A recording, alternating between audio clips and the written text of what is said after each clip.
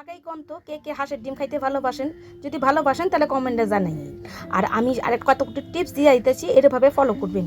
আমি ডিমটাকে সেদ্ধ করার সময় খানিকটা নুন দিয়ে দিছি, খোসা ছাড়াইতে খুবই সুবিধা হয়।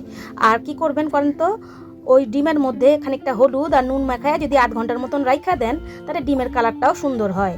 আর এইভাবে অল্প তেলে সব যদি ডিম ভাজেন, তাহলে ফাটার ভয় থাকে না, ফাটবেও না, ফুটবেও না।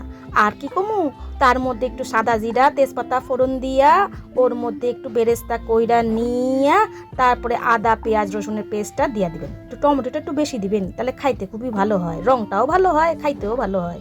তার মধ্যে দিয়া দিবেন গরম মশলা গুঁড়া, দিয়া দিবেন একটু কাশ্মীরি লঙ্কা, তার মধ্যে দিয়া দিবেন একটু সামান্য নুন হলুদ আর লাল লঙ্কার গুঁড়া, যে যেমন ঝাল পছন্দ করেন সেইভাবে পরপর দিয়া যাবেন। সামান্য একটু জল দিয়া ভালো করে কষে নেবেন। একটু দিয়ে দেবেন জায়ফল গুঁড়া, তাহলে কিন্তু আরও টেস্টি হয়।